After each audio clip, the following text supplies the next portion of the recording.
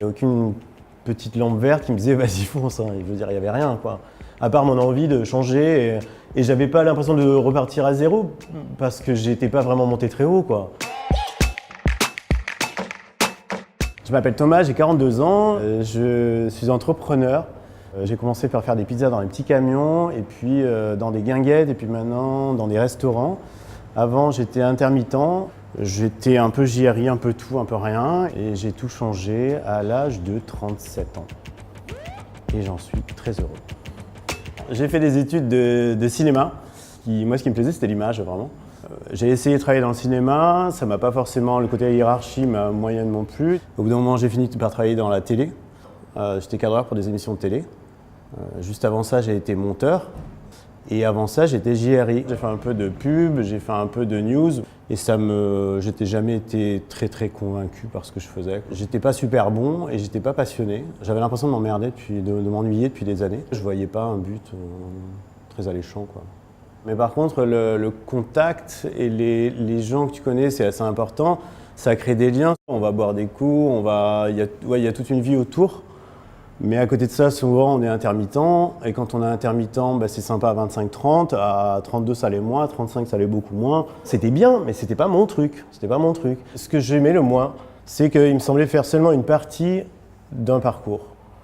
Et en monteur, on récupère des images, on monte des images, on les aime pas, c'est comme ça. Quand on cadre, on filme des images, mais on ne choisit pas le sujet. On ne sait pas ce que ça va réellement devenir. Donc, quand je suis devenu entrepreneur, c'est moi qui ai décidé de ce que j'allais faire, c'est-à-dire que de A à Z, on maîtrise tout. Après, que ça se plante, que ça réussisse, bon, après ça tient à moi. Moi, j'ai vécu en Italie pendant 7 ans, à Bologne, et je mangeais des pizzas en Italie qui étaient plutôt bonnes. Et je suis rentré à Paris et les pizzas étaient chères et pas forcément bonnes. Il n'y avait pas encore ce boom de la pizza il y a 4 ans, 5 ans. Et du coup, je me suis dit c'est dommage, il y a un truc à faire avec des pizzas. C'est un produit simple qui revient pas, qui a un coût plutôt modéré. Et les gens adorent ça. Et j'étais pas du tout solvable, donc il a fallu aller un peu au pushing sur les banques. Il y en a une qui a accepté, j'ai signé tout de suite. J'ai demandé 10 000 €, ils m'ont prêté 10 000 €. Et j'ai acheté un petit camion, j'ai mis un four dedans et j'ai fait un petit peu ce que faisaient les food trucks, mais avec un tout petit food truck façon un peu objet, rigolo, sympathique et joli. Et je le mettais dans les bars à Paris. Moi j'avais tout acheté d'occasion, tout le monde m'a dit ça va marcher de mettre un four dans un triporteur, ça va brûler. Et puis je me suis dit au pire ça brûle. J'ai commencé en commandant, je sais pas moi, 50 farines différentes et chez moi j'essayais de faire la pâte que je voulais. Donc j'ai pas fait de formation, j'ai rien fait du tout. Et au bout de quelques mois, j'ai obtenu une pâte qui me paraissait bien, mais toujours avec des moyens d'une ménagère, quoi. C'est-à-dire à la maison, dans la cuisine. Et ça a démarré comme ça, mais c'est allé très vite. C'est-à-dire que j'étais intermittent, je me suis dit, je vais peut-être m'octroyer une phase, je vais continuer à faire 2 boulots et de bosser un peu dans la télé et faire des pizzas. Mais à partir du moment où j'ai commencé, je crois que j'ai arrêté dans le mois qui suivait. Mais la première sortie, j'étais seul, c'était une catastrophe, je faisais des trous dans les pizzas, il y avait une queue de 20 mètres. C'est une agence de pub parisienne où les gens me regardaient, genre mais qu'est-ce qu'il fait, quoi, n'importe quoi. Je suis rentré, j'en ai pleuré de rage, quoi. Et la deuxième fois, je suis retourné 3 jours après et j'arrivais à faire des pizzas, j'étais allé m'entraîner tout seul et voilà, quoi. Et au début, j'arrivais à en faire 40, c'était génial. Et puis je suis arrivé à en faire 100 avec des copains qui venaient m'aider et 100, ça me paraissait la fin du monde. Je me disais mais c'est génial. Et sans penser au gain, hein, juste le fait de faire 100 pizzas dans une soirée. J'ai compris qu'en prenant des salariés, j'allais en faire 200. Et puis maintenant, l'été, on en fait 600-700 tous les soirs. Et voilà, et dans les différents endroits, on en fait beaucoup. Et ça me paraît normal. Mais le plus beau gap, c'était les premières 20, quoi, ou les premières 30 pizzas. C'était génial. Et maintenant, on ouvre 2 restaurants à venir. Cet été, on sera 50. Donc finalement, ça marche. Je vois la différence entre certains entrepreneurs qui ont fait HSC, qui voient les choses mais complètement différemment et qui vont très vite, très rapidement. Et ça cartonne très rapidement. Moi, j'avais envie d'avoir les mains dans la pâte au début et de faire des pizzas à moi pour savoir ce que c'était. C'est pas plus courageux ce que je fais maintenant, c'était plus courageux au début, quoi. Au début, c'était marrant, mais ce qui m'attirait, c'est que c'était marrant, en fait. Et moi, j'écoute tout le temps avec curiosité les gens qui ont des idées et plein d'idées loufoques et je trouve ça génial.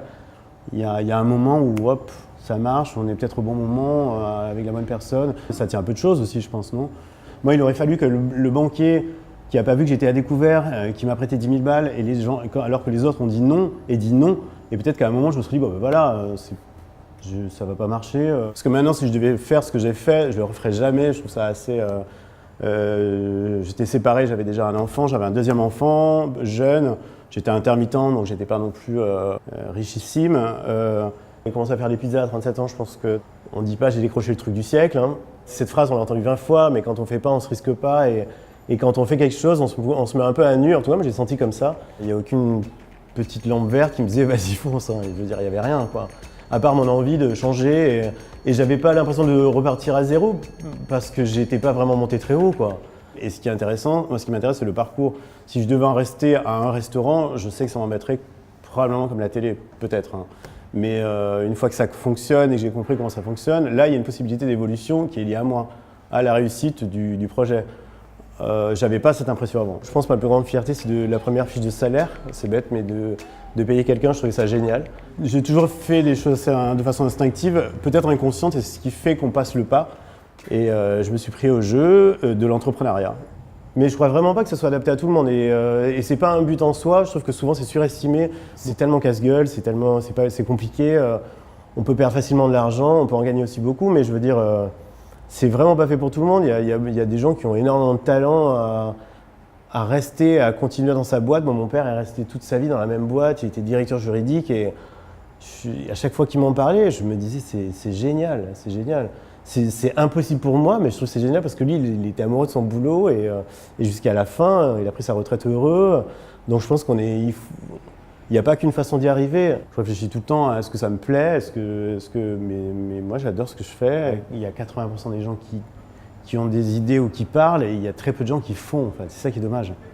Parce qu'il y aurait tellement de choses à faire, je pense, mais on le fait tous, on parle, on se dit, et puis après on se dit, ah bah tu vois, je l'avais dit ça, je l'avais dit, je l'aurais fait il y a un an. Mais non, en fait, il fallait le faire au bon moment, il faut foncer, quoi, je pense. Et des fois, je pense pas qu'on tombe de très haut, c'est pas mieux que la frustration, quoi.